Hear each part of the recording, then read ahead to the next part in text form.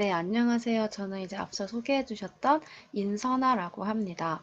네, 저는 카이스트 김재훈 교수님 실험실에서 석박사 통합과정으로 입학해서 이제 연구를 진행을 하였고, 이번 2월에 박사학위를 받고 졸업을 하였습니다. 먼저 오늘 웨비나에 참석해 주신 분들께 감사의 말씀을 드리고요. 제 연구 제목은 이제 RNF24에 의한 EEF1B 델타 L의 모노 유비키틸레이션이 히시악 리스폰시브 트랜스크립션, 열충격 전사에서 어떠한 역할을 하는지에 대한 것인데요. 이러한 전사 인자인 EF1B 델타 L이 RNF24이라고 하는 E3 라이게이즈에 의해서 유비키틸레이션이 되었을 때 트랜스크립션에 어떠한 영향을 주는지에 대한 내용입니다. 그럼 지금부터 자세한 발표를 시작하겠습니다. 네, 간단하게 연구 배경에 대해서 말씀을 드리자면 다들 잘 아시다시피 유카리오틱 셀에서 히스톤은 이렇게 DNA에 감겨 있는 뉴클레오즘의 형태로 존재를 합니다. 이 히스톤에는 여러 가지 포스트 트랜슬레이셔널 모디피케이션들이 존재를 하는데요. 여기에 존재하는 이런 히스톤 모디피케이션들은 이러한 다양한 세포 현상과 생명 현상들에 영향을 주는 것으로 알려져 있습니다. 그래서 저희 실험실에서는 이런 히스톤 모디피케이션과 인터랙션을 하는 여러 가지 단백질들이 어떠한 펑션과 메커니즘을 갖고 있는지를 인비트로 시스템을 활용하여서 그 메커니즘을 분석하는 연구를 주로 수행을 하고 있습니다. 네, 저는 그 중에서 이 H2B 유비키틸레이션이라는 것에 관심을 갖게 되었는데요. H2B 유비키틸레이션은 액티브한 트랜스크립션의 홀마크로 알려져 있습니다. 그래서 이렇게 트랜스크립션이 활발하게 일어나는 리즌에 인리치 되어 있는 것으로 알려져 있는데, 휴먼에서 H2B 유비키틸레이션은 E2 엔자임인 라드6와 E3 라이게이즈인 RNF24 컴플렉스에 의해 나타난다고 알려져 있습니다. 그래서 이 H2B 유비키틸레이션에 디펙트가 생겼을 때 어떠한 현상이 나타나는지 알아내기 위해서 기존의 많은 연구자들이 그 리스폰서블한 E3 라이게이즈인 RNF24 컴플렉스를 넉다운하는 스터디를 많이 해왔는데요. 이러한 스터디들이 RNF24의 여러 가지 세포 내 역할에 대한 보고를 해왔습니다. 네, 몇 가지 예를 들어보자면 RNF20의 넉다운이 캔서셀에서 튜머리제네시스를 증가를 시킨다거나 또는 RNF4의 넉다운이 셀의 에이포토시스를 증가시킨다는 것을 통해서 RNF24가 튜머 서프레서 역할을 한다거나 셀 바이어빌리티에 중요한 역할을 한다는 등의 이러한 여러 가지 역할들에 대한 보고들이 이전부터 있어 왔습니다. 그런데 이러한 RNF24의 역할들이 오직 H2B 유비키틸레이션에 의해서만 일어나는 것인지에 대해서는 그 의견이 분명하지가 않았습니다. 한 가지 예시를 보여드리자면 RNF20를 넉다운을 하면은 H2B 유비키틸레이션 레벨, 즉 액티브한 트랜스크립션의 마커가 거의 대부분의 진에서 줄어드는 것에 비해서 진 익스프레션 레벨이 전체적으로 다 감소하는 것이 아니라 몇몇 유전자들은 오히려 익스프레션이 증가하고 또 영향을 받지 않는 진들도 있다는 것을 통해서 RNF24가 진 익스프레션을 H2B 유비키틸레이션의 인디펜던트한 방법을 통해서도 셀렉티브하게 레귤레이션 한다는 것을 알 수 있습니다.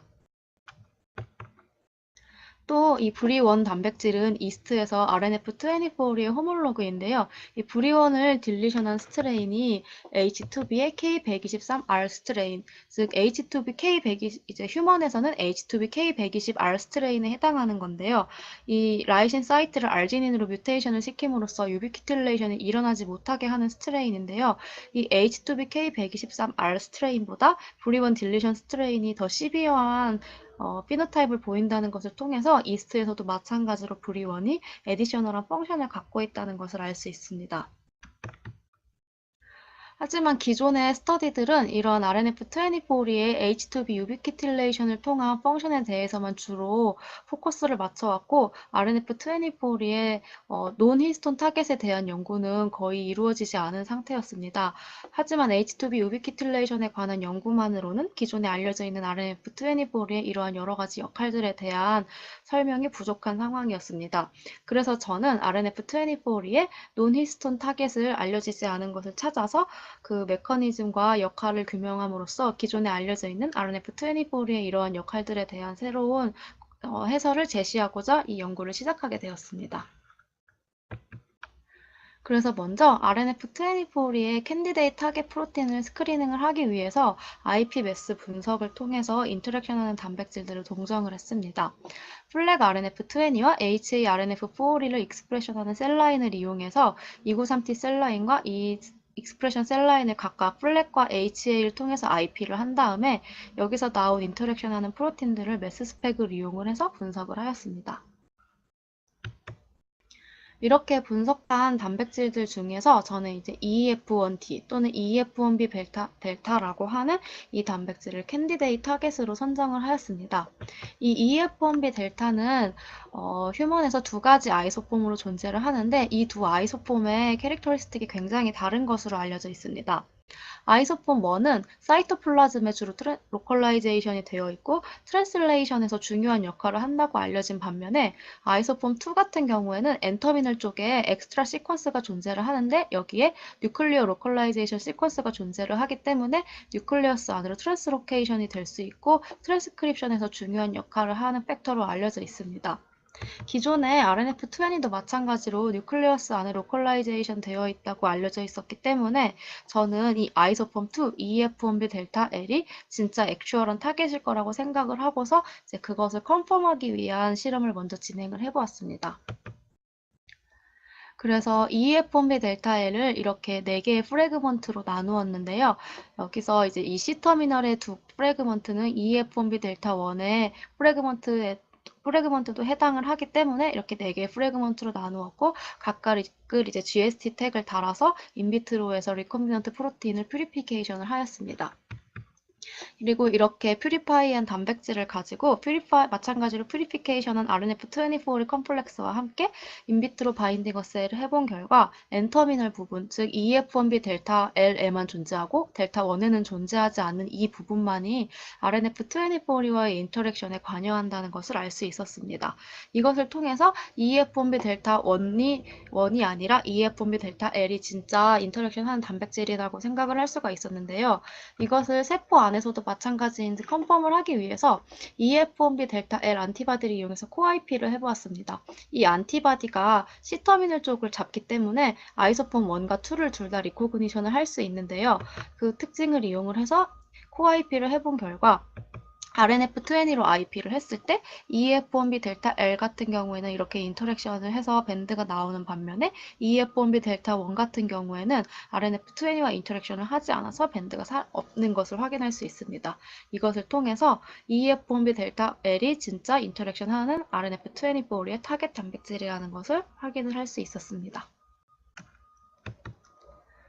그렇다면 그 다음으로는 RNF24가 EF1B 델타 L을 유비키틸레이션 시키는지 테스트를 해보았는데요. 앞서 말씀드렸던 E2 엔자임인 라드6와 같이 RNF24가 EF1B 델타 L을 유비키틸레이션을 시키는지 인비트로 유비키틸레이션 어세이를 통해 확인을 해보았습니다. 이 어세이에 대해서 간략하게 설명을 드리자면 유비키틸레이션 패스웨이에 관여하는 단백질 E1, E2, E3, 서브스트레이트, 유비키틴을 이렇게 인비트로 상에서 리콤비넌트 프로틴으로 퓨리파이를 한 다음에 이 P튜브에 넣고 리액션 버퍼와 함께 37도씨에서 리액션을 시켜줍니다. 그 다음에 이 리액션이 일어난 믹스처를 서브스트레이트를 리코그니션 할 수 있는 안티바디를 이용해서 웨스턴 블롯을 하면 유비키틸레이션이 일어난 서브스트레이트는 그 유비키틴 사이즈만큼 유비키틸레이션이 일어나지 않은 서브스트레이트에 비해서 사이즈가 커지기 때문에 이러한 사이즈상의 시프트를 통해서 우리가 이 프로틴의 유비키틸레이션을 확인할 수 있습니다. 그래서 이러한 어세이를 이용하여서 RNF24와 라드6가 EF1B 델타 L을 유비키틸레이션 시키는지 인비트로 상에서 확인을 해보았고요. 네, 4번과 5번 레인에서 보실 수 있는 것처럼 RNF24와 라드6가 인비트로 상에서 EF1B 델타 L을 이렇게 유비키틸레이션을 시킬 수가 있는데 델타 링, 즉 RNF24의 델타 링 도메인이 사라진 것으로 카탈렉틱 액티비티가 없는 형태인데요. 이 델타 링 같은 경우에는 EF1B 델타 L의 유비키틸레이션이 사라지는 것을 볼 수 있었습니다. 그래서 RNF24의 액티비티에 디펜던트하게 EF1B 델타 L이 유비키틸레이션이 일어난다는 것을 우리가 확인을 할 수 있었습니다. 그 다음으로는 이 스페시픽한 유비키틸레이션 사이트가 어디인지 알아내기 위한 실험을 진행을 하였는데요. 먼저 매스 스펙을 통해서 기존의 여러 논문들에서 보고되어 있는 유비키틸레이션이 일어난다고 알려져 있는 EF1B 델타L의 라이신 사이트들을 찾았습니다. 그랬더니 이렇게 8개의 라이신이 유비키틸레이션이 일어난다고 보고가 되어 있었는데요. 각각의 라이신을 알지닌으로 뮤테이션을 시켜서 마찬가지로 퓨리파이를 하였고, 이렇게 퓨리파이한 뮤테이션 단백질로 인비트로 유비키틸레이션 어세이를 다시 수행을 하였습니다. 그리고 여기 보시는 것처럼 K381R이 유비키틸레이션이 일어나지 않는 것을 볼 수 있는데요. 이 얘기는 RNF24와 라드6가 EF1B 델타 L의 381번째 라이신을 유비키틸레이션 시킨다는 것을 알 수 있습니다. 네, 이렇게 인비트로에서 확인한 유비키틸레이션이 셀 안에서도 컨시스턴트하게 일어나는지 확인하기 위해서 인비보 유비키틸레이션 어세이를 그 다음으로 수행하였습니다. 인비보 유비키틸레이션 어세이에 대해서 간략하게 설명을 드리자면 플렉 택이 달려있는 서브스트레이트와 HA 택이 달려있는 유비키틴 그리고 RNF24를 익스프레션 해주는 플라스미드를 셀에 트랜스펙션을 해줍니다. 그 다음에 플렉으로 IP를 하면은 이렇게 서브스트레이트에 달려있는 플렉 덱, 즉 서브스트레이트들이 전부 다 풀다운이 되는데, 마찬가지로 플렉으로 웨스턴 블럿을 하면은 유비키틸레이션이 된 서브스트레이트는 사이즈가 더 크기 때문에 웨스턴 블럿 상에서 더 큰 사이즈 시프트된 밴드로 확인을 할 수가 있고, 또 하나는 HA로 IP를 하는 방법인데요. HA로 IP를 하면은 셀 안에 있는 모든 유비키틸레이션 된 프로틴들이 풀다운이 됩니다. 이것을 플렉 안티바디를 이용해서 웨스턴 블럿을 하면은 제가 보고자 하는 플렉 택에 달려있는 서브스트레이트의 유비키틸레이션만을 확인을 할 수가 있습니다. 이 두 가지 방법을 이용해서 EF1B 델타 L이 셀 안에서 유비키틸레이션이 일어나는지 확인을 해보았고요. 네. 보시는 것처럼 RNF24의 레벨이 증가를 하면은 EF1B 델타 L의 유비키틸레이션 레벨이 증가하는 것을 확인을 할 수가 있었는데요. 이것이 K381R 뮤턴트에서는 유비키틸레이션의 차이가 없는 것을 통해서 인비트로 상에서 마찬가지로 셀에서도 EF1B 델타 L의 유비키틸레이션이 381번째 라이신에 스페시픽하다는 것을 확인할 수 있었습니다. 네, 이렇게 RNF24가 EF1B 델타 L을 유비키틸레이션 시킨다는 것을 인비트로와 셀 안에서 확인을 하였는데요. 그 다음 퀘스천은 그러면 이 유비키틸레이션의 역할이 무엇인지에 대한 것이었습니다. 폴리유비키틸레이션 같은 경우에는 프로테아좀에 의한 디그라데이션의 시그널로 작용하는 반면에 모노유비키틸레이션 같은 경우에는 서브스트레이트의 펑션의 체인지를 일으킨다고 알려져 있습니다. EF1B 델타 L이 기존의 히시약 리스폰시브 트랜스크립션 팩터로 알려져 있기 때문에 먼저 이 유비키틸레이션이 트랜스크립션에 영향을 주는지 확인을 해보았습니다. 그래서 EF1B 델타 L의 타겟진으로 알려져 있는 HSPA6, 대표적인 히시약 리스폰시브 진 중에 하나인데요. 이 HSPA6 진의 mRNA 레벨이 어떻게 변화를 하는지 테스트를 해보았습니다. 네, 2번과 3번, 7번과 8번을 비교를 해보시면 RNF24 레벨이 증가를 하면 EF1B 델타 L에 의해 증가한 mRNA 레벨이 훨씬 더 많이 증가를 하는 것을 볼 수가 있습니다. 그런데 이 효과가 K381R 뮤턴트에서는 거의 감소하는 것을 통해서 유비키틸레이션이 EF1B 델타 L에 의한 트랜스크립션을 증가시킨다는 것을 확인할 수 있었습니다.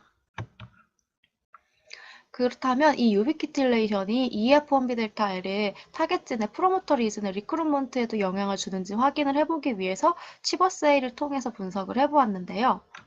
네, 여기서 보시는 것처럼 히시약 트리트먼트가 없을 때나 있을 때 둘 다 EF1B 델타 L의 타겟진 리크루먼트가 RNF24에 의해서 증가하는 것을 볼 수가 있었는데 K381R이 와일드 타입에 비해서 리크루먼트가 줄어드는 것을 통해서 유비키틸레이션이 EF1B 델타 L의 타겟진 리크루먼트의 증가를 통해서 트랜스크립션을 더 증가시킨다는 것을 알 수 있었습니다. 네, 그래서 이렇게 EF1B 델타 L의 유비키틸레이션이 일어나면 타겟진 리크루트먼트가 증가를 하고 트랜스크립션이 증가를 한다는 것을 밝혀냈는데요. 하지만 조금 더 근본적으로 이 EF1B 델타 L 자체가 어떻게 트랜스크립션을 액티베이션을 시키냐 그것에 대해서 의문이 남아 있었습니다. 그 메커니즘에 대해서 밝혀진 것이 없었는데요. 저희는 이 PTAP, Positive Transcription Elongation Factor라고 하는 PTAP이라고 하는 트랜스크립션 팩터가 EF1B 델타 L의 트랜스크립션 액티비티에 중요한 역할을 할 것이라고 생각을 하였습니다.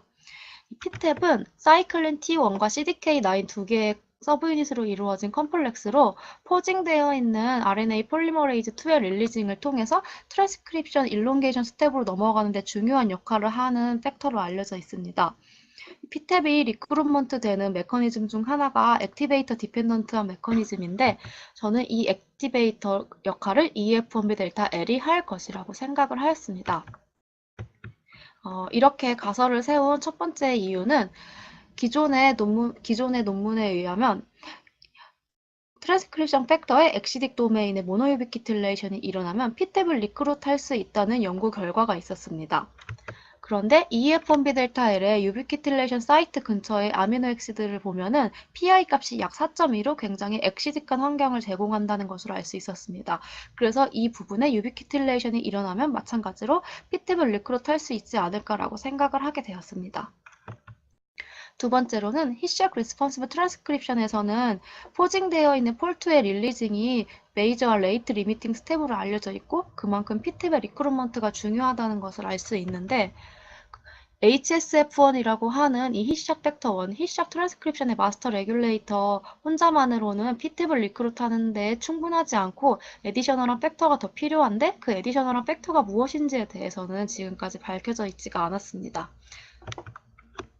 그래서 먼저 PTAP, 이 사이클린 T1 CDK9 이 컴플렉스를 인비트로 상에서 리코미넌트 프로틴으로 퓨리파이를 한 다음에 이것이 EF1B 델타 L과 인터랙션을 하는지 인비트로 상에서 인터랙션 어세이를 해보았고요. 보시는 것과 같이 EF1B 델타 L과 PTAP이 다이렉트하게 인터랙션 하는 것을 확인을 할 수 있었습니다.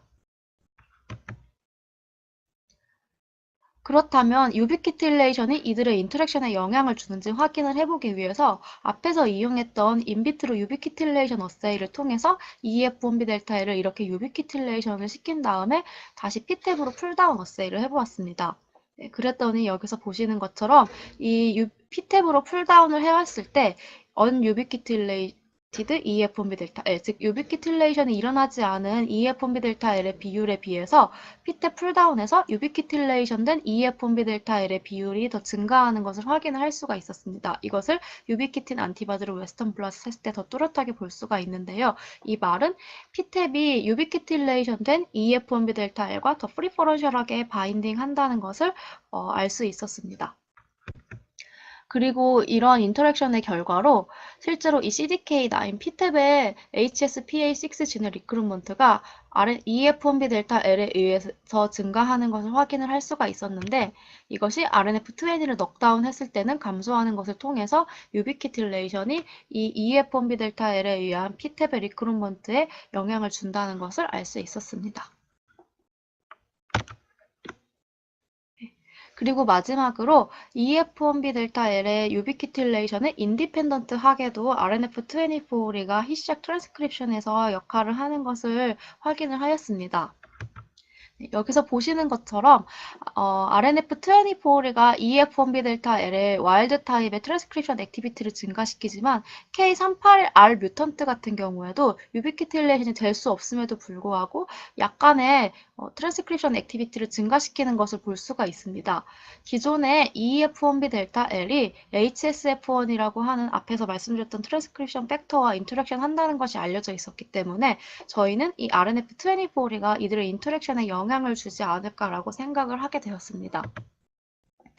그래서 먼저 EF1B 델타 L과 RNF24, HSF1을 퓨리파이를 하여서 인터랙션 어세이를 인비트로 상에서 수행을 해보았고 여기서 보시는 것처럼 EF1B 델타 L과 HSF1의 인터랙션이 3번과 비교를 했을 때 5번 레인, 즉 RNF24를 넣어줬을 때 인터랙션이 증가를 하는 것을 확인을 할 수 있었습니다. 셀에서도 마찬가지로 RNF24의 레벨이 증가하면 EF1B 델타 L과 HSF1의 인터랙션이 증가하는 것을 확인을 할 수가 있었는데요. 이것이 와일드 타입과 K381R 뮤턴트에서 차이가 없는 것을 통해서 이러한 EF1B 델타 L과 HSF1 간의 코어퍼레이티브한 인터랙션은 RNF24가 유비키틸레이션의 인디펜던트한 메커니즘을 통해서 조절한다는 것을 알 수 있었습니다. 그래서 마지막으로 서머리를 해드리자면 이것이 모델 피규어고요. RNF24와 라드6가 EF1B 델타 L의 381번째 라이신을 모노 유비키틸레이션 시킨다는 것을 저희가 확인을 하였고, 이 모노 유비키틸레이션이 히시작 리스폰시브 트랜스크립션을 두 가지 메커니즘을 통해서 액티베이션 시킨다는 것을 알 수 있었습니다. 첫 번째는 EF1B 델타 L 자체가 히시작진의 타겟진의 프로모터 리즌의 리크루먼트가 유비키틸레이션에 의해서 증가한다는 것이고, 두 번째는 피테비와의 인터랙션이 유비키틸레이션에 의해 증가함으로써 이 피테비의 리크루먼트 또한 증가한다는 메커니즘입니다. 또 RNF24가 HSF1과 EF1B 델타 L의 인터랙션을 코어퍼레이티브한 인터랙션을 촉진시킴으로써도 히시작 리스폰시브 트랜스크립션을 촉진한다는 것을 확인을 할 수 있었습니다. 여기까지가 저의 연구 결과이고요. 마지막으로 이제 이 연구를 지도해주신 저희 지도 교수님인 김재훈 교수님, 그리고 매스스펙 분석을 도와주신 표준과학연구원의 이진환 박사님과 김용인 박사님께 감사의 말씀을 드리면서 발표를 마치겠습니다. 감사합니다.